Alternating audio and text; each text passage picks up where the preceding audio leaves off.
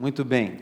Pode projetar, por favor, o tema do ano, a luz da presença, e teremos algumas palavras falando desse tema. Vínhamos até domingo passado falando sobre oração, iniciamos o ano falando sobre oração, e nós vamos continuar falando sobre oração, ok? Mas nos próximos domingos a gente dá uma pausa para falar só sobre o nosso tema, que é a luz da presença. E a palavra de hoje, que é a primeira palavra da série, ligada ao tema, o tema da palavra de hoje é: a luz sempre vence as trevas. Amém, queridos? Amém. Baixa sua cabeça, por favor, vamos orar. Pai, muito obrigado pela Tua palavra, muito obrigado porque o Senhor é luz. O Senhor é luz na nossa vida, é luz na nossa mente, é luz no nosso entendimento, no nosso coração. Tu és luz no nosso caminho. Muito obrigado, ó Pai, porque a luz chegou a nós na pessoa do Senhor Jesus Cristo e podemos entender a mensagem do Evangelho. O Senhor se deu a conhecer a nós. Muito obrigado, ó Pai, porque essa luz também nos revela ao Senhor, mas revela a cada um de nós. Por essa luz vamos sendo tratados, vamos sendo curados, vamos sendo transformados. Ó Deus, muito obrigado. Nessa noite eu peço que a luz da Tua presença, a luz do Teu poder se manifeste na nossa vida, Pai, no nome do Senhor Jesus, e glorifica o Teu nome em tudo mais. E oramos gratos, no nome de Jesus, amém. Amém. O texto do tema é o Salmo 89. O Salmo 89 é um salmo bem grande, tem mais de 50 versos, ele é um salmo didático, então não dá para ler um salmo de 52 versículos aqui. Eu tirei alguns textos, do verso 11 ao 18, mas o texto principal é o verso 15, é o verso do tema. Mas esse salmo é tão lindo, que eu preciso ler um pouquinho antes e um pouco depois, para a gente entender um pouco desse contexto aqui. Eu peço a sua atenção para a gente seguir falando sobre a luz que vence, sempre vence as trevas. Mas vamos focar agora no Salmo 89, e a gente vai conversando um pouco sobre essa temática da luz, aquilo, algumas vezes que aparece na palavra de Deus, a palavra luz relacionada à pessoa de Deus. Vamos lá. Salmo 89, a partir do verso 11, diz assim: os céus são teus, a terra é tua, tudo que há no mundo pertence a ti. Tu fizeste todas as coisas, criaste o norte e o sul. O monte Tabor e o monte Hermon louvam o teu nome. Teu braço é poderoso, tua mão é forte. Tua mão direita se levanta com força gloriosa. Justiça e retidão são os alicerces do teu trono. Amor e verdade vão à tua frente. Feliz é o povo que ouve o alegre chamado para adorar, pois andará na luz de tua presença, Senhor. O dia todo eles se alegram em teu nome e exultam em tua justiça. Tu és a força gloriosa deles. É do teu agrado nos fortalecer. Esse verso 17 é maravilhoso, né?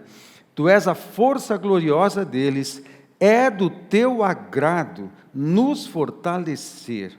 Sim, nossa proteção vem do Senhor, Ele, o Santo de Israel, nos deu nosso Rei. Aleluia. Esse texto, ele é um texto que se refere ao rei Davi, mas ele é um texto considerado um texto messiânico, que de alguma forma está falando também da pessoa do Senhor Jesus. Portanto, a ênfase recai sobre o verso 15, feliz é o povo que ouve o alegre chamado para adorar, pois andará na luz de tua presença. Muito bom. Alguns destaques nesse texto, já brincando um pouco com a ideia de luz, é que o texto é um convite à adoração. Lembra da mensagem do domingo passado? Quando a gente deu ênfase na adoração? De como a adoração na oração expõe a gente à glória. E nós vimos e lembramos o texto de 2 Coríntios, capítulo 3, verso 18, quando o texto fala pelo apóstolo Paulo, que nós, quando ficamos expostos à glória de Deus, somos transformados. Esse ambiente em que compartilhamos, experimentamos da glória de Deus, é um ambiente de adoração. E nesse ambiente nós somos transformados. E, de alguma maneira, é um ambiente todo de revelação também. É um ambiente de luz. Então, o texto convida as pessoas a adorarem. E na adoração, nessa presença, ele desfruta, o adorador desfruta de revelação, desfruta de iluminação, desfruta de entendimento, desfruta da presença de Deus e da revelação de Deus pela sua presença, a sua santidade, a sua justiça. E o texto, ele se refere a 4 adjetivos, 4 virtudes, na verdade, que pertencem a Deus, pertencem àquele que está sentado no trono, pertencem ao Senhor. E ele diz que a base, a justiça e a retidão, são a base do trono. Amor e verdade antecipam ao Senhor. Mas, na verdade, justiça, retidão, amor e verdade são virtudes, não apenas essas, mas é um conjunto, todo o conjunto de virtudes da parte do Senhor emanam na sua presença.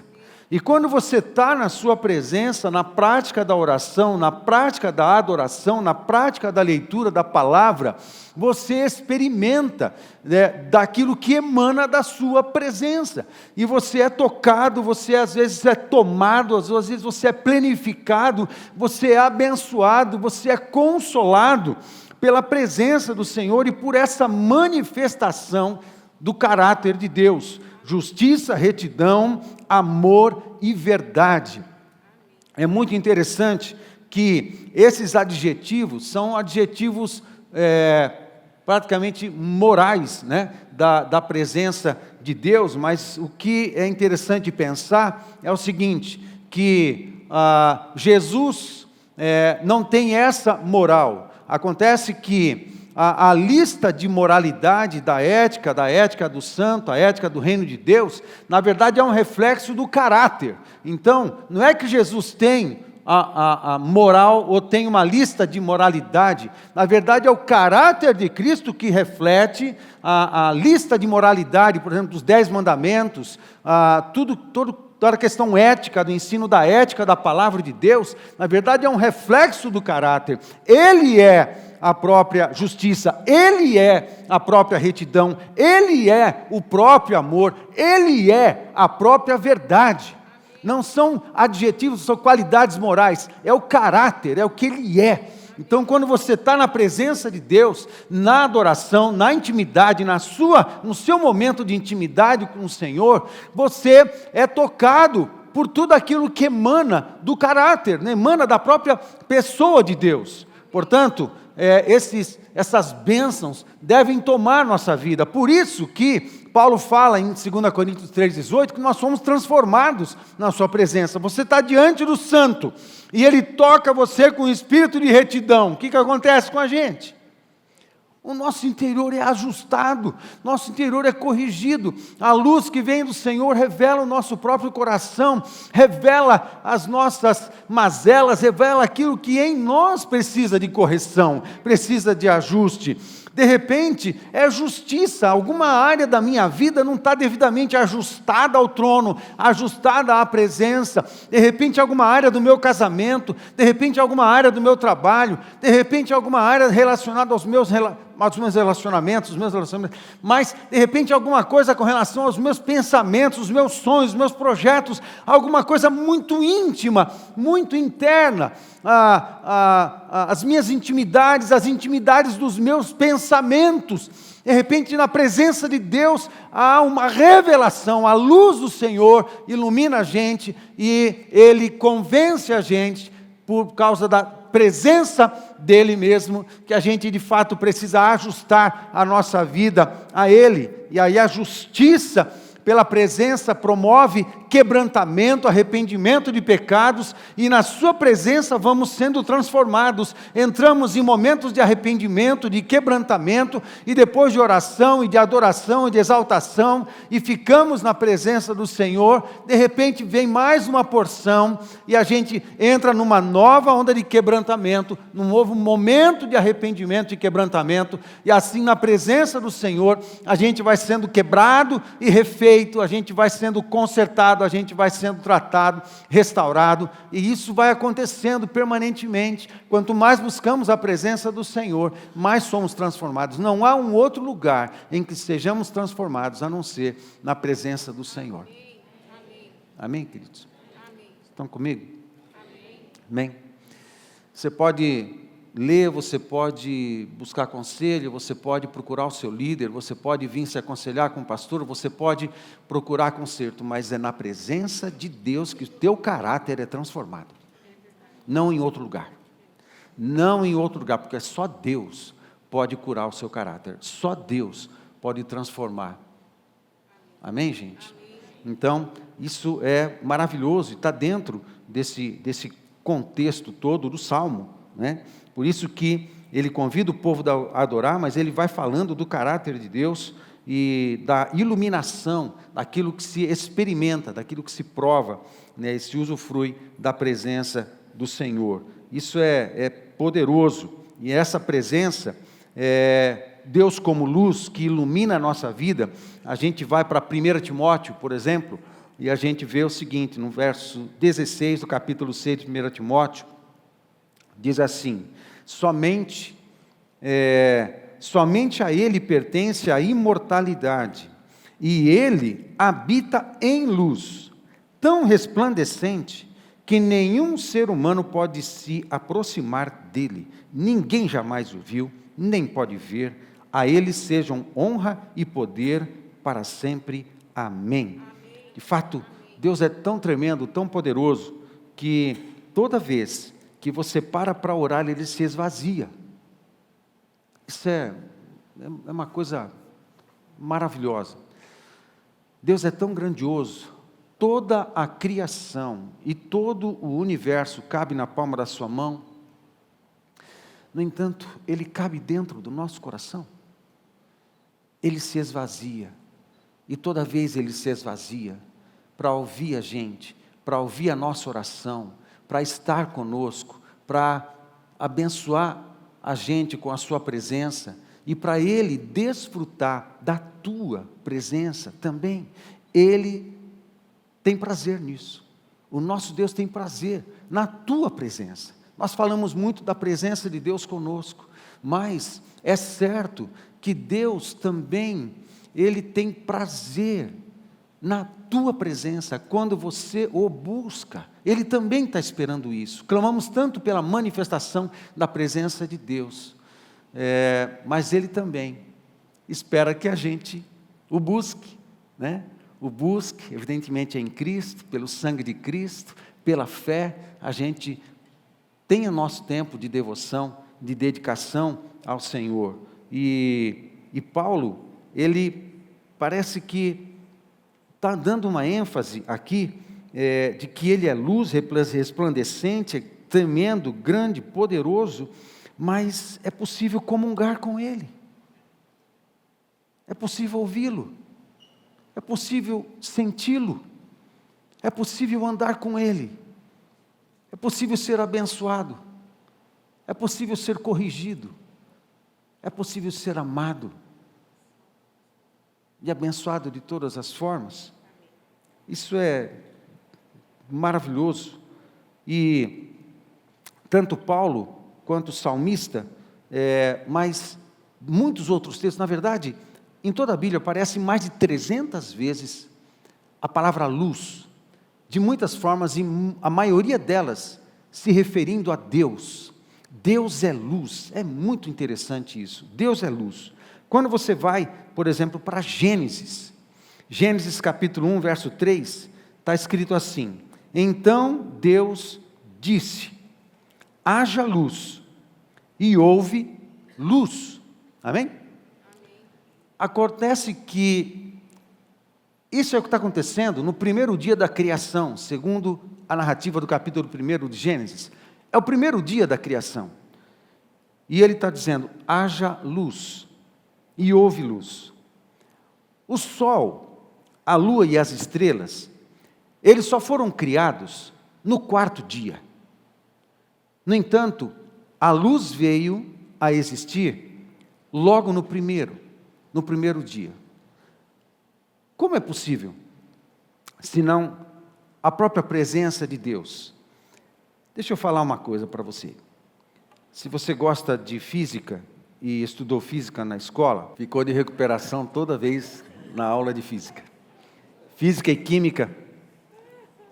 Mas se você estudou bem a aula de física, alguém é professor de química ou física aqui? Ninguém? Então posso falar besteira que for, que está tudo certo, né? Não é assim. Deixa eu falar uma coisa. A luz tem que ter uma fonte, amém, gente? A luz tem que ter uma fonte. O que é a luz? O que é a luz? A luz é uma onda ou uma micropartícula, uma partícula atômica. Ou a luz, ela se propaga em ondas, ou ela se propaga por micropartículas atômicas. O resultado, o que resulta a luz, na verdade, é o movimento do elétron, quando muda a sua órbita de lugar, no contorno do núcleo do átomo. Quando o elétron se movimenta e muda a sua órbita, ele libera uma energia. Essa energia é chamado fóton. E esse fóton é uma pequena partícula de luz que é projetada, e quando isso acontece milhões e milhões e milhões e milhões de vezes ao mesmo tempo, existe um raio. Então, pequenas partículas de fótons são projetadas, e essa é a luz. Acontece que a palavra fóton, né? Fós em grego é luz, a terminação on em grego é partícula. Então a palavra fóton é a partícula de luz, que é aquela partícula que sai do átomo quando tem o movimento dos elétrons. No entanto, para a luz acontecer, foi preciso um movimento, uma interferência no átomo para que o elétron se movimentasse e o fóton tivesse o seu caminho para criar algum tipo de iluminação. Amém? Tem que ter uma fonte, tem que ter uma energia, tem que ter uma ação, algo tem que ser provocado para que a luz aconteça. Amém, gente? E em última instância, tudo isso é energia, seja ela em ondas, seja ela em micropartículas atômicas, é energia, tem uma fonte e ela se propaga. Amém, gente? Quando Deus disse, haja luz, em muitos textos em toda a Bíblia fala que Deus é luz, Deus é luz, Deus é luz.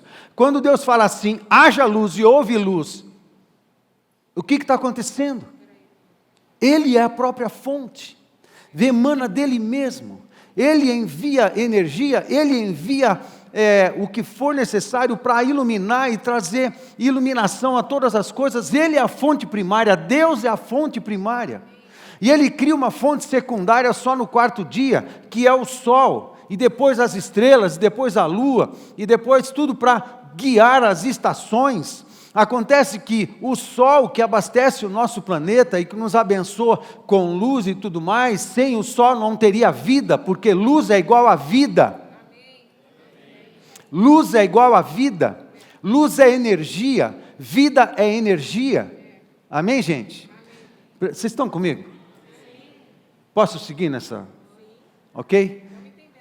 Estão entendendo a física? Ok. Portanto, quando tudo veio às claras, quando a luz tomou o lugar de todas as coisas, o que está acontecendo é que Deus está fazendo a sua luz, está emanando energia, está emanando presença, sua presença sobre todas as coisas, é a sua presença. Por isso que a gente vai para Hebreus capítulo 1, e lá entendemos que o universo, o texto diz assim, o universo é sustentado pela palavra do seu poder. Na verdade, todo o universo é sustentado e organizado por uma presença de Deus, que põe em ordem em todas as coisas. Tudo é sustentado pelo Senhor. Ele sustenta a matéria. O que é matéria se não energia? Em última instância, por que você consegue pegar as coisas? Porque os elétrons têm carga negativa. E carga negativa com carga negativa se repele. Não é assim? Com o ímã, né? A mesma carga, ela se repele. Portanto, você é supercarregado de uma energia, né? De uma energia que em última instância veio do Senhor. Todo ser, toda matéria, tudo é sustentado pelo Senhor. Como é que alguém não quer andar com Deus? Como é que alguém se recusa a conhecê-lo? Como que alguém se recusa a conhecer o seu amor? Como que alguém questiona a existência de Deus? Não tem o menor sentido. Ele é a fonte primária de todas as coisas. O sol que abastece o nosso planeta é uma fonte secundária, porque Deus criou aquela energia, sustentou aquela energia e promove aquelas fusões nucleares, liberando energias aos montes para iluminar todo o nosso sistema e essa luz chegar aqui no planeta Terra. Mas a luz do sol, que para nós representa a vida, é uma luz secundária. A fonte primária de todas as coisas é Deus. Ele é luz. Agora, luz é vida. Eu vi um vídeo na internet há várias semanas atrás, no momento em que acontecia um óvulo feminino, né? Um óvulo era fecundado por um espermatozoide e conseguiram filmar aquele momento. E quando o espermatozoide entrava no óvulo, havia na filmagem uma explosão de luz. Quem viu esse vídeo? Alguns viram. Alguns poucos viram. É luz. É vida. Luz é vida. A vida está em Deus. A vida procede de Deus. A vida está nele. Sem Deus não há vida. Sem Deus não há luz. Amém, gente? Amém. Nós andamos na luz. Nós somos filhos da luz. A Bíblia em vários momentos nos chama de filhos da luz. Nós somos aqueles que andamos revelado, nós andamos na luz. Não há nada na nossa vida que não possa ser revelado, nada na nossa vida que não possa ser exposto. Amém? Amém? Amém. E se há algo na nossa vida que está em trevas, todo território de treva é ocupado por demônios. Estão comigo? Né? Deus é luz. Então, se há alguma coisa dentro de nós que eu não posso revelar, não posso confessar, que eu escondo as 7, 14, 21 chaves, essa é uma área, é um território, às vezes dentro de nós, que sofre influência dos nossos inimigos, porque Deus é luz e nós somos filhos da luz. Amém? Mas a luz não vem para condenar, a luz vem para revelar, para que haja oportunidade de cura e restauração. Amém. Amém, queridos? Agora, vamos brincar aqui um pouquinho. Olha que interessante. Quando, aqui em Gênesis capítulo 1, verso 3, fala assim, haja luz, o verbo aqui em hebraico é raiar. Muito legal. Raiar. E esse verbo raiar, ele tem duas palavras. Lembra quando nós falamos, domingo passado também, sobre o nome Yahvé, o nome de Deus, e vimos as 4 letras do nome Yahvé? Muito bem. A palavra raiá tem duas letras que são iguais ao nome Yahvé. Por quê? A raiz do nome Yahvé é o verbo ser. Daí a tradução, eu sou o que sou, ou melhor, eu serei o que serei. E o verbo haja, né, é do verbo haver. Portanto, a palavra raiá, quando ele diz haja, é o Yahvé, aquele que é. Não é poético? Não é poético isso, Vanderlei? É maravilhoso isso, é maravilhoso. Aquele que é, que era e que há de vir, aquele que existe, não apenas existe, ele é acima da existência. Ok? Filosoficamente, ele é acima da existência. Nós existimos, mas Deus é. Amém? Alguns perguntaram, você acredita que Deus existe? Ele falou, não, eu digo, eu não acredito, eu tenho absoluta certeza. Amém? E o verbo, aquele que é, que era e que há de vir, aquele que é o eterno tempo, aquele que é fora do tempo, né? O tempo está sujeito a ele, né? Aquele que é, diz, haja.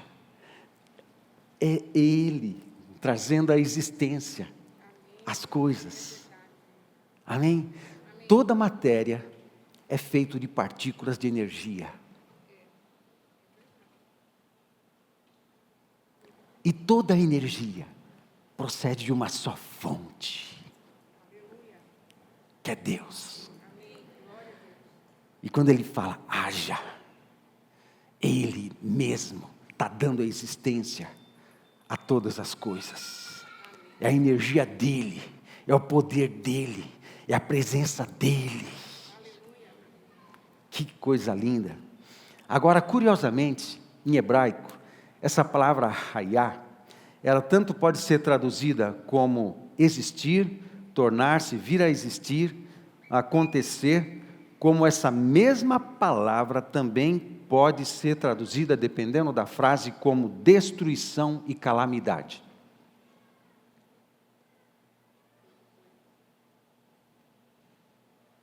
Por que será?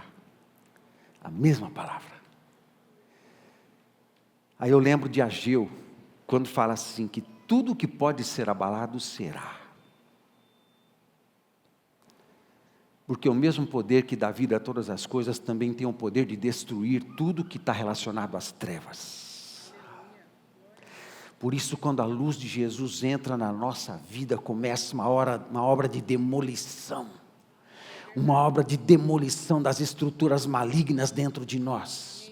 Uma obra de demolição das estruturas de orgulho dentro de nós. Uma obra de demolição, de destruição do caráter de Satanás dentro de nós. Porque com o pecado corrompemos a aliança com Deus e fizemos aliança com Satanás lá no Éden. Mas quando a luz de Deus entra em nós, começa uma obra de demolição, de destruição, de tudo que tem a ver com o pecado, com a nossa natureza decaída. Porque a luz de Deus destrói, mas a luz de Deus constrói. A luz de Deus em nós vai produzindo, vai gerando. Nós temos o caráter de Deus, nós temos Jesus em nós, a vida de Deus entrou em nós, e essa obra vai acontecendo dentro de nós. Que coisa linda, que coisa maravilhosa. A palavra em hebraico para luz é a palavra or, alguma coisa assim, meio cariocado, mas assim, é or. E a palavra or, em hebraico tem a ideia de relâmpago, a resplandecência, um brilho intenso, né? Tem essa coisa maravilhosa do ofuscar, né? A palavra or. Acontece que a palavra or, ela pertence a uma raiz, que é a mesma palavra de haverá, embora você pronuncia, parece que é diferente, mas é a mesma raiz, haverá. E a palavra haverá tem a mesma raiz da palavra luz. E sabe o que significa haverá? Significa manjedoura, estábulo, berço. Meu Deus do céu, quando Deus falou, haja luz, a luz entrou, a própria presença de Deus cobrindo todas as coisas, e Deus é poeta, Deus vai fazendo poesia na criação, Ele também, porque a palavra fala que Cristo morreu desde antes da fundação do mundo, Jesus é a luz do mundo, e de alguma forma maravilhosa e poética, Deus coloca a mesma raiz de um berço, de uma manjedoura com luz, porque Ele já estava olhando o momento 4.000 anos depois, provavelmente, em que a luz do mundo encarnaria, Ele viraria gente numa pequena manjedoura, e Ele chama a manjedoura, a raiz da palavra manjedoura é a mesma raiz da palavra luz. Deus cria a luz, Deus cobre o universo com a sua presença, mas sabia que o homem ia pecar, mas Ele está avisando lá na frente, mas eu vou fazer a luz do mundo encarnar, Ele vai nascer numa manjedoura e só por capricho, eu vou dar o nome da manjedoura com a mesma raiz de luz, porque Ele é a luz do mundo nasceu num estábulo, numa caverna provavelmente, que coisa maravilhosa, e assim, Deus vai fazendo poesia com relação a essas palavras. Uriel, por exemplo, tem a mesma raiz de luz. Uriel significa Deus é a minha luz. Urias, Javé é minha luz. Né? Então, há uma presença, há uma verdade maravilhosa em toda a Bíblia, de Gênesis a Apocalipse, de Deus se revelando como luz. Eu sou a luz do mundo, eu sou a energia do mundo, eu sou a vida do mundo, eu sou tudo, sou eu que sustento todas as coisas. E o homem, quando se afasta, ele fica em pecado, vai para as trevas. Mas antes de falar sobre isso, olha que interessante, João 8:12, fala assim, de novo, lhes falava Jesus, dizendo, eu sou a luz do mundo, quem me segue não andará nas trevas, pelo contrário, terá a luz da vida. Terá a luz da vida. As pessoas sem Deus andam apagadas. As pessoas sem Deus não têm vida. Tem uma semelhança de vida. Tem uma semelhança de alegria, tem uma semelhança de contentamento, tem uma semelhança de felicidade, mas não é essencialmente vida verdadeira, porque a vida verdadeira a gente só tem quando andamos na luz de Jesus, na luz do Evangelho. Amém. Curioso também que Mateus capítulo 5, verso 14 diz assim, vós sois a luz do mundo. Uau! Não é só Jesus, a luz entrou em nós, por isso Paulo fala em Filipenses capítulo 2, vós sois luzeiros do mundo, o mundo está em trevas, a luz de Cristo precisa brilhar em todos nós. Uau, que coisa maravilhosa, vós sois a luz do mundo, não se pode esconder a cidade edificada sobre um monte. Muito lindo. Apocalipse, quando você vai para Apocalipse, capítulo 21, versos 23 e 24, diz assim, a cidade, já batemos de Gênesis, Apocalipse, né? A cidade não precisa de sol, nem de lua, pois a glória de Deus a ilumina. Fonte primária. Fonte primária. A gente vai estar tomado pela fonte primária, de força, de luz, de vida, tudo é o nosso Deus, e o Cordeiro é sua lâmpada. Jesus ilumina a nossa vida, o nosso coração, a nossa mente, a nossa existência. Verso 24, as nações andarão em sua luz, e os reis em toda a sua glória entrarão na cidade. Capítulo 22 de Apocalipse, diz assim, e não haverá noite, não será necessário a luz da lâmpada, nem a luz do sol, pois o Senhor Deus brilhará sobre eles, e reinarão para todo sempre. É a presença de Deus iluminando e trazendo vida a todas as coisas. Qual é o dilema, né? O dilema que a humanidade experimenta. O dilema é a luz e trevas. É a convivência com as trevas. O dilema que a humanidade experimenta é quando, em Adão, ele comete pecado e rompe com a luz e faz aliança com as trevas. Ele rompe com a vida e faz aliança com a morte. Aí, a deformidade da raça humana, a degradação da raça humana, a multiplicação dos pecados e de toda a degradação até a necessidade do reset, o primeiro reset da humanidade, que aconteceu com o dilúvio e Noé, até a necessidade do reset, e depois começar de novo a partir de uma única família, e depois em Abraão Deus escolheu uma família para fazer nascer Jesus, da linhagem de um homem da fé, do pai da fé. Esse dilema a gente convive, porque quando em Adão a humanidade pecou, nós convivemos com trevas, na raça humana convivemos com trevas em nós, é o nosso dilema, é o dilema de cada um de nós. E quando você vai para Gênesis, há uma presença de trevas. O problema todo é que o ambiente da luz é governado, e o ambiente das trevas também é governado. Não é por nós, nem aqui nem aqui. O ambiente da luz é governado por aquele que é a luz. Mas o ambiente das trevas é governado por aquele que é a personificação das trevas, o próprio Satanás, o inimigo de Deus. É governo, não tem meio termo, não existe em cima do muro. Ou você é governado pela luz, ou você é governado pelas trevas. Esse é o dilema da humanidade. Quando você vai para Gênesis, verso 2 do capítulo 1, a terra, porém, estava sem forma e vazia, havia trevas sobre a face do abismo, e o Espírito de Deus pairava sobre as águas. Aí no verso 3, disse Deus, haja luz, e houve luz. A palavra trevas aqui, são trevas espessas. Se a luz é igual à vida, trevas é igual à morte. É como se houvesse uma matéria morta. Entende? É como se houvesse uma substância morta.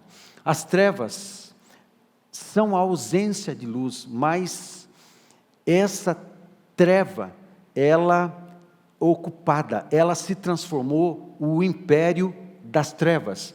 E as trevas são habitadas por demônios. Evidentemente eu não estou falando de quando a sua luz está apagada no seu quarto. Amém, gente?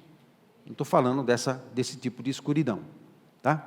Pode apagar a luz tranquilo, ninguém vai correr atrás de você, está tudo certo. Quando eu era criança, eu e meu irmão brigava para saber quem que apagava a luz da cozinha, né? Porque tinha que voltar no escuro, né? Então, e ele saía correndo, gritando, como se tivesse um bicho atrás querendo morder o traseiro dele. Mas não acontecia, não era nada disso, né? Não estou falando disso. A gente está falando, de fato, aquilo que é antagônico à luz, antagônico à vida, né? A gente está falando das trevas relacionado ao império que Satanás governa, né? Então, no entanto, essa palavra trevas também traz a ideia, tanto em Gênesis assim, traz a ideia de espessas, né? Simbolicamente, um estado de desorientação. Em Êxodo capítulo 10, verso 21 está assim: o Senhor disse a Moisés, estenda a mão em direção ao céu, e a terra do Egito ficará coberta de escuridão, tão densa que poderá ser apalpada. Moisés estendeu a mão em direção ao céu, e uma escuridão profunda cobriu toda a terra do Egito por 3 dias. Nesse período, as pessoas não conseguiam ver umas às outras, mesmo que ficassem próximas. E ninguém saía do lugar. Mas, onde viviam os israelitas, havia luz, como de costume. Amém? Esse é o dilema. As trevas, elas são habitadas. As trevas, relacionadas ao pecado, compõem o governo de Satanás. E quando a gente vai, por exemplo, para Marcos capítulo 15, verso 33, diz assim: ao meio-dia, desceu sobre toda a terra uma escuridão que durou 3 horas. Por volta das 3 da tarde, Jesus chamou em alta voz: Eloi, Eloi, lama sabachthani, que quer dizer: Deus meu, por que me abandonaste? Então Jesus clamou em alta voz e deu o último suspiro. As trevas tomaram conta. Entenda que é tudo guerra espiritual. As trevas se aproximaram, muito provavelmente Satanás tentava matar o escolhido, o Messias, desde lá de Moisés. E Satanás não sabia quem era. Por isso ele promoveu a mortandade das crianças e tudo mais. E na época de Jesus também, e orientado por um anjo, ele fugiu para o Egito até que Herodes o Grande morresse. Então, as trevas estavam incumbidas, estavam trabalhando para tentar atrapalhar o plano de Deus e não permitir que o Filho de Deus, o Messias, entrasse em cena. E Satanás não tem revelação, o povo de Deus tem revelação. Amém, gente? Os filhos do reino têm revelação, mas Satanás não tem revelação. O que ele sabe das coisas do céu é por observar o mundo espiritual, por observar o movimento dos anjos, por observar o movimento das nossas orações, porque as nossas orações promovem movimentos no mundo celestial. Estão comigo? E por observação, eles aprendem todas as coisas observando você. Mas revelação eles não têm. Portanto, provavelmente, naquele momento da cruz, eles pensaram que eles estavam ganhando, estavam vencendo a guerra. E aquele que se dizia o Messias, e que todo mundo cria que era o Messias, de repente estava pendurado num madeiro, e estava agonizando ali, depois de ser surrado. E do meio-dia às 3 da tarde, o horário em que Jesus entrega o seu Espírito, Ele que entrega a própria vida, ninguém a tira, Ele entregou a própria vida, foi escuridão, uma escuridão desceu, provavelmente as trevas todas se juntaram para ver, como um espetáculo. Aí o Paulo fala em Colossenses sobre espetáculo, e naquele momento, Jesus manda essas palavras aqui, fala essas palavras, dá o seu último suspiro, Ele entrega o seu Espírito. Provavelmente as trevas celebraram aquela festa que eles fizeram, não sei como é que é festa de demônio, nunca fui, nem quero ir, então não sei como é que funciona, mas celebraram, provavelmente, de algum jeito, eles celebraram pensando que tinham vencido a guerra contra o Todo-Poderoso. É burro pra caramba! Não funciona. 3 dias depois, a ressurreição. Bah! E ele vem à vida. E ele provavelmente, Efésios capítulo 4, fala que quem subiu ao céu, senão aquele que também desceu às mais profundezas, as maiores profundezas da terra. Provavelmente, quando ele morre na cruz, Jesus dá uma passeada no inferno para dizer: paguei o preço, meu sangue foi derramado, eu sou redentor. Eu sou redentor. Eu paguei o preço ao Pai. Eu sou redentor. Tenho direito sobre todas as coisas, direito de criação e direito de redenção. Eu paguei o preço. Agora eu sou o autor da vida. Ninguém consegue me deter. Eu volto à vida. E provavelmente Jesus saiu avisando a todo inferno: Ele é Senhor. Ele é Senhor. Provavelmente deu uma passeada por todos os 15 milhões de anos-luz de tamanho do universo. Sei lá que tamanho tem o universo. mas saiu avisando a todas as estrelas: eu sou o Senhor, eu morri, paguei o preço, mas vou ressuscitar ao terceiro dia, porque sou o autor da vida, e tenho poder para dar vida a todo aquele que crê em mim. Jesus vem à vida no terceiro dia, e é Ele quem vence, porque a luz sempre vence as trevas. Por isso, dá uma salva de palmas aí para o Senhor Jesus. Aleluia. A luz sempre vence as trevas. Portanto, meu querido, não importa o tamanho de trevas que haja na tua história. Não importa o tamanho de trevas que haja no seu coração. Não importa o tamanho de trevas que tenha na sua mente. Não importa o tamanho de trevas que você tenha sofrido a sua vida toda, por pecados que você cometeu, por pecados que outros cometeram, por feridas que provocaram no seu coração, que provocaram na sua mente, que provocaram na sua identidade, que provocaram e transferiram trevas para você. Não importa o tamanho do que hoje parece trevas na sua vida, a luz é mais poderosa. Ela entra, e aonde a luz entra, as trevas precisam ir embora. Não vence, não vence. Acende a luz aí do seu quarto, está tudo escuro, você apertou um botãozinho, pá, as trevas precisam ir embora quando a luz chega. Amém? Portanto, o dilema da humanidade é de conviver com trevas e se sujeitar ao governo das trevas, é resolvido por aquele que é a luz do mundo. Meu Deus do céu, como eu gosto de Jesus, como eu amo Deus, como eu amo Jesus e como eu amo essa mensagem maravilhosa. Ela é poderosa para transformar, para curar, para purificar, para resolver as trevas que existem na nossa vida, seja ela qual for. Seja ela qual for, que coisa maravilhosa. Mas há um problema nas trevas, e a gente precisa se posicionar. As trevas, elas produzem coisas ruins na nossa vida. Primeiro, as trevas produzem engano. As trevas produzem engano. Quem está em trevas, ou tem área de trevas na própria vida, está convivendo com engano, enganação, é longe da verdade, porque aquele que é a luz também é a vida, aquele que é a luz e a vida também é a verdade. Também é a verdade. Amém, gente? Amém. Verdade é luz, verdade é revelação. Amém, queridos? Amém. Portanto, há engano, quem não anda com Deus, quem não está com o Senhor. Capítulo 3 de João, verso 19, diz assim: a luz de Deus veio ao mundo. Depois você, por curiosidade, vai ler o Evangelho de João e preste atenção quantas vezes se repete a palavra luz. É impressionante.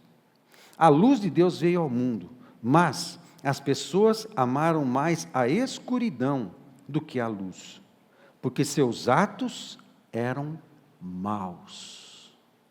Tinha a ver com trevas. 20.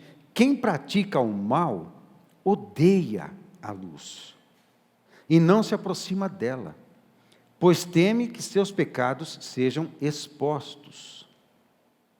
Mas quem pratica a verdade se aproxima da luz, para que outros vejam que ele faz a vontade de Deus. Sabe, amado, não existe cura nas trevas, só existe cura na luz. Por isso a palavra de Deus fala da necessidade da confissão.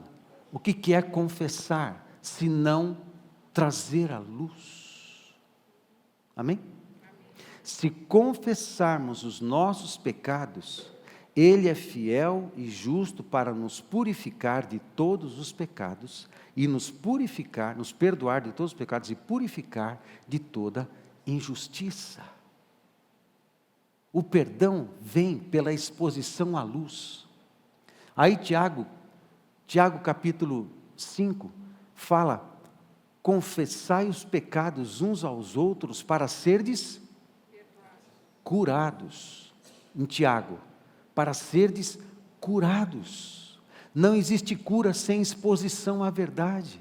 Amado, isso funciona no teu coração, na tua vida, no teu caráter. Se tem algo na sua vida que precisa de cura, o remédio é a exposição à luz. Precisa confessar para o Senhor, precisa confessar para um pastor, para um líder, alguém confiável, que você possa fazer isso com segurança. Mas é preciso pôr à luz, porque quando você põe à luz, você tira trevas, você abre a tua vida, o teu coração para entrar luz, você se expõe à luz, e onde a luz entra, ela vai curando, ela vai transformando, ela vai trazendo vida. Amém, queridos? Então, é isso que acontece. Aí, você vai para Romanos, por exemplo, dentro desse primeiro ponto, que as trevas produzem engano.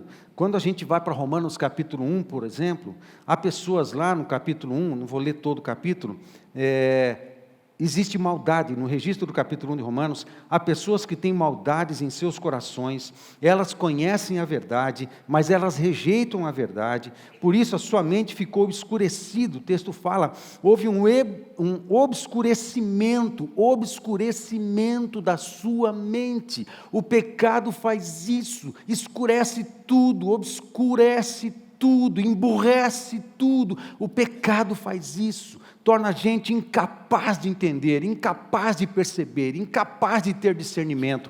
O pecado tem esse poder de tirar o nosso senso, de tirar a nossa lucidez, e uma lucidez que só a verdade traz. Mas Romanos capítulo 1 fala que tem pessoas, lamentavelmente, que escolhem um caminho das trevas, do obscurecimento.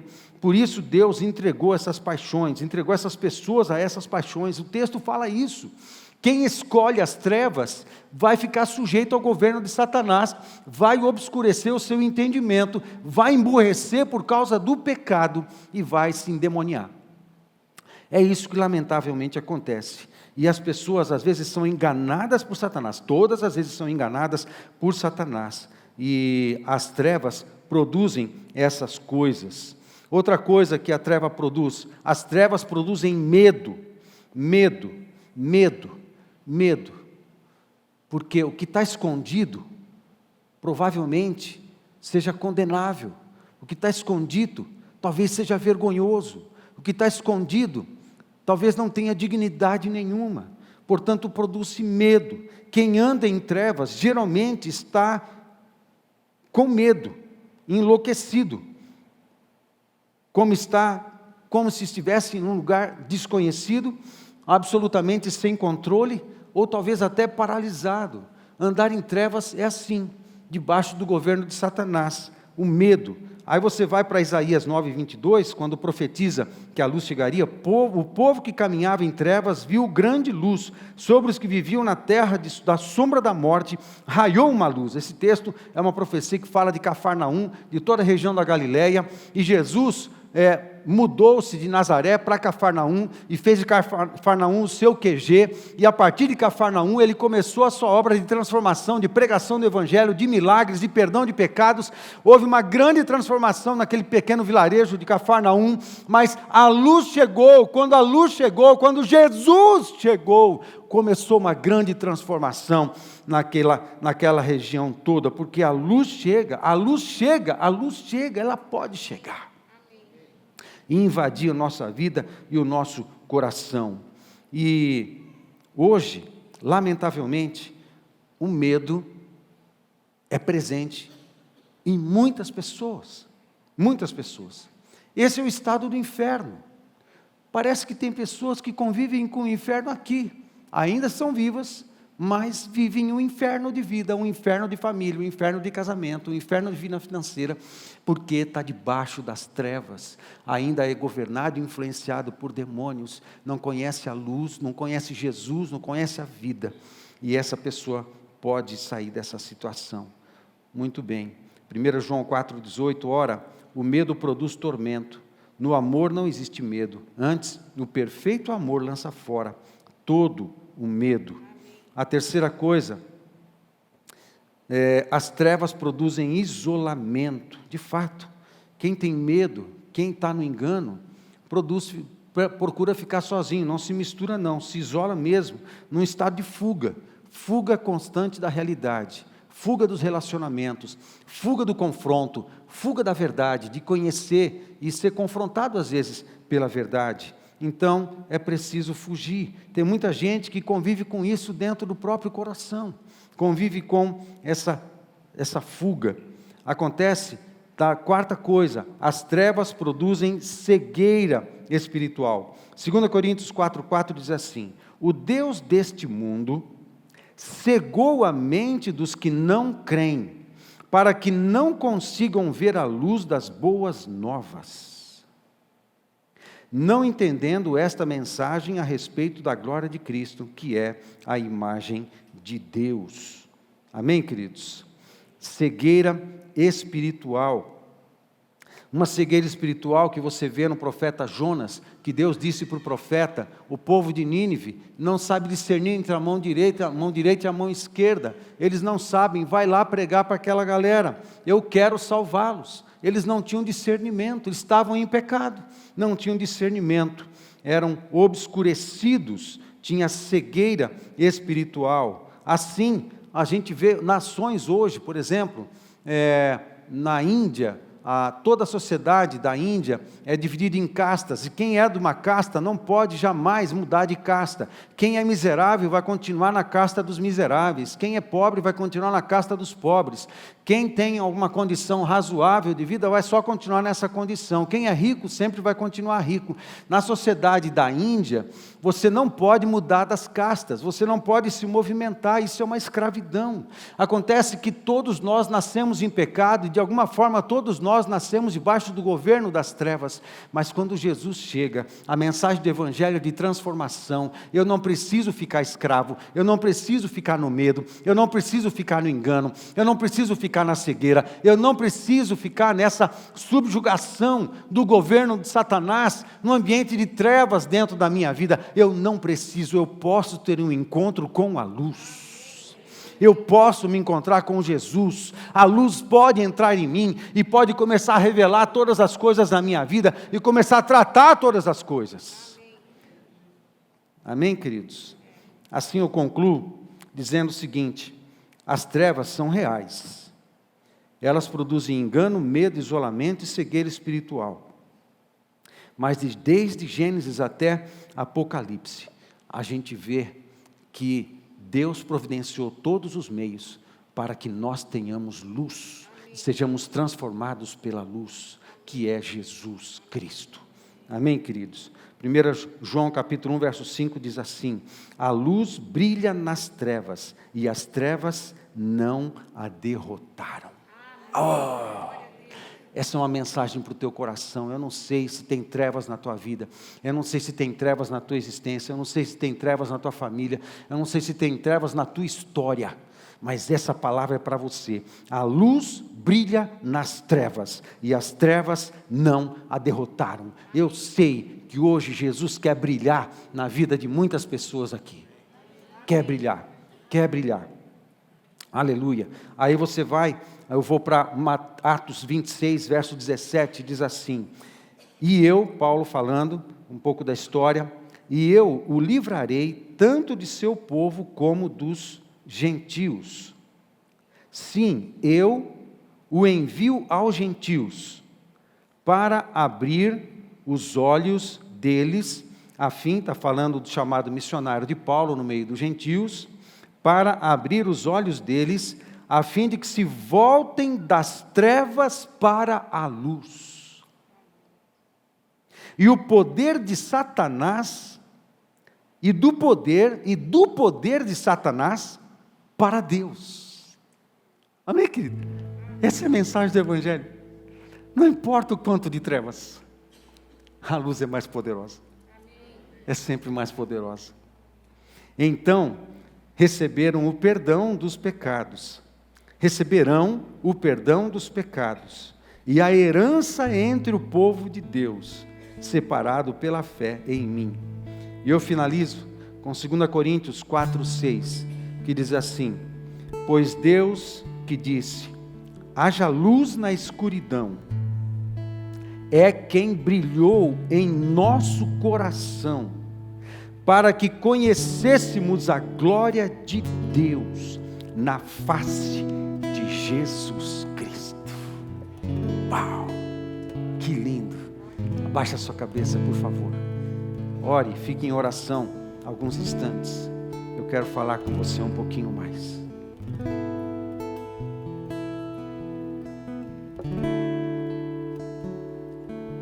Olha para dentro de você.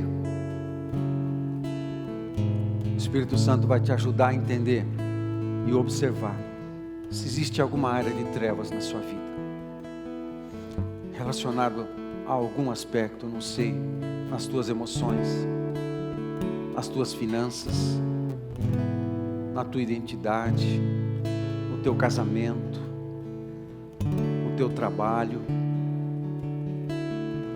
no teu caráter. Olha para dentro, olha para dentro. E se você enxergar áreas de trevas, coisas vergonhosas que você nem quer tocar, coisas indignas que você gostaria de nem mexer, hoje é o dia de você pôr tudo isso à luz, para começar uma transformação, uma cura, a luz de Deus, o poder de Deus entrando na sua vida. Eu quero fazer algumas perguntas. Talvez você tenha entrado aqui e você sabe que precisa de Jesus, Ele é a luz, e você tem convivido com pecado e convivido com trevas. E hoje você tem a oportunidade de tomar uma decisão importante, talvez a mais importante da sua vida, que é permitir a luz de Deus entrar em você, permitindo Jesus entrar no teu coração e tomar conta da sua vida. Você entregando, expondo a sua vida para Jesus, se entregando para Ele que é a luz, e depois Ele vai começar a trabalhar em você, para começar a cuidar, a curar e a transformar. Então eu pergunto, tem alguém aqui que quer entregar a sua vida para Jesus, nunca fez essa decisão, ou mesmo que já tenha feito no passado, mas se sente em trevas e quer entregar a sua vida para Jesus hoje? Eu quero que você, por favor, para a gente ver, para orar por você, levante uma das suas mãos. Tem alguém aqui? Amém. Alguém? Tem mais alguém? Levante a sua mão. Amém. Amém. Tem mais alguém? Levanta a sua mão. Levantando a sua mão, você está dizendo, ok, eu me rendo àquele que é a luz. Eu admito estar vivendo, pode abaixar, obrigado. Eu admito estar vivendo em trevas e eu preciso de Jesus. Eu preciso de luz. Eu preciso de luz na minha vida. Eu preciso de Jesus. É uma pessoa, não é apenas uma energia, é uma pessoa. Tem mais alguém? Levanta a sua mão para a gente abençoar você. Amém. Amém. Pode abaixar. Há mais alguém? Por favor, levanta a sua mão. Levanta a sua mão. Entrega a sua vida para Jesus. Entrega a sua vida para Jesus.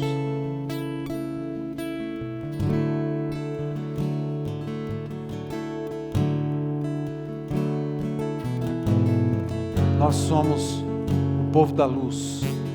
Nós somos o povo da luz e somos uma família. Somos uma família e nós cuidamos uns dos outros. Nós abençoamos uns aos outros. É assim que a gente faz. Então, aqui a gente se quebranta. Aqui a gente confessa os pecados para as pessoas certas. Aqui oramos uns pelos outros. Aqui somos abençoados. Aqui a gente cuida um do outro, porque todos estamos no mesmo caminho. Então, eu vou pedir uma gentileza corajosa de você que levantou a sua mão. Eu vou pedir uma gentileza para que você, por favor, venha aqui, bem pertinho de mim, aqui na frente, porque a gente vai orar com você. Vem aqui, vem aqui. por favor, você que levantou a sua mão, vem aqui, por gentileza. Alguns líderes vêm também para acompanhar vocês, para abençoar a vida de vocês. Por favor, vem, Adélia, vem, Sandra, vem, Silvia, vem, isso. Fique com eles. Eu vou pedir uma gentileza, olha aqui para mim, ora junto comigo. Também eu vou fazer uma oração. Olha aqui para mim, por favor. Vou fazer uma oração. Você, por gentileza, repete. Não é porque eu estou fazendo, mas é uma oração para ajudar você e depois você segue, orando, amém? Abrindo seu coração, expondo a luz. Faz uma oração comigo. Senhor Deus, em voz alta, por favor. Senhor Deus, eu entrego a minha vida para o Senhor. O Senhor é luz. E eu abro a minha vida nesse momento para o Senhor entrar. Eu exponho, mesmo que de maneira geral, a minha vida ao Senhor agora. O Senhor me conhece o meu interior, e eu me abro para o Senhor, e eu me entrego para o Senhor. Eu peço perdão pelos meus pecados, e peço que a Tua presença, a Tua luz, entre na minha vida, entre no meu coração, entre na minha história, e me cure agora, no nome de Jesus, amém. Agora deixa eu orar por você. Senhor, muito obrigado por essas vidas. Pai, nós abençoamos essas vidas, abençoamos, ó Deus, para que o Teu Espírito Santo, que é a luz, invada esses corações, invada essas histórias, invada esses corações, invada essas mentes, no nome do Senhor Jesus. Tome essas vidas, ó Deus, com a Tua presença. Espírito Santo, revela Jesus para eles, de uma maneira muito pessoal, assim como lemos em Salmos 89, a Tua retidão, a Tua justiça, o Teu amor, a Tua paz, ó Deus, abençoa a Tua verdade, ó Deus, toca nesses corações e nessas vidas, com essas bênçãos, essas virtudes do Senhor Jesus. Assim nós abençoamos esses queridos, no nome do Senhor Jesus, amém e amém. Amém, queridos? Amém? Amém? Amém. Por favor, eles vão, acompanha esses queridos um instantinho ali, porque eles vão pegar o seu nome para a gente poder orar por vocês. Acompanha eles. Vai, Adu, acompanha eles, por favor. Vai na sala de oração. Pega, anota lá, por favor. Vai lá. Isso. Amém, queridos? Agora eu vou fazer um apelo para nós, os crentes, nós mesmos. Se tem alguma coisa em nós, na nossa própria vida, que precisa ser exposto à luz. É uma caminhada, né? A gente não está pronto. Todos nós precisamos de cura, todos nós precisamos de restauração, todos nós precisamos da luz de Deus invadindo a nossa vida, ok? Eu não vou pedir para vir na frente, eu só vou pedir você, se você sabe que tem alguma área na sua vida que você precisa expor para o Senhor Jesus, eu peço que você fique de pé para a gente orar, e a gente vai orar junto, e a gente vai encerrar, tá bom?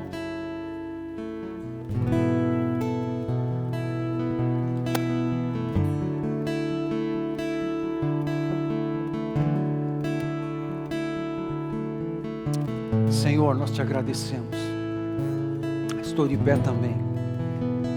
Te agradecemos, ó Deus, porque Tu és luz, Tu és vida, Tu és verdade, Tu és o próprio poder. Muito obrigado. Muito obrigado porque a luz vence as trevas não derrotam a luz jamais.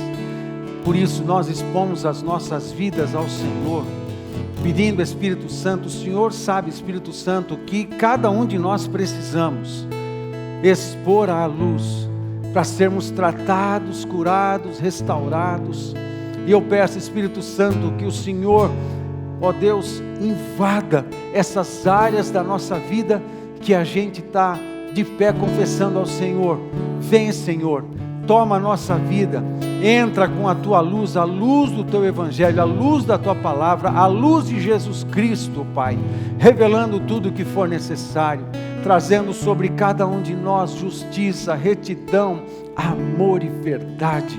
Ó Deus, o caráter de Cristo, ó Deus, sendo trabalhado, forjado em nós, ainda um pouco mais pela obra do teu Espírito Santo. Assim nós oramos, ó Pai, e abençoamos cada um de nós que aqui estamos.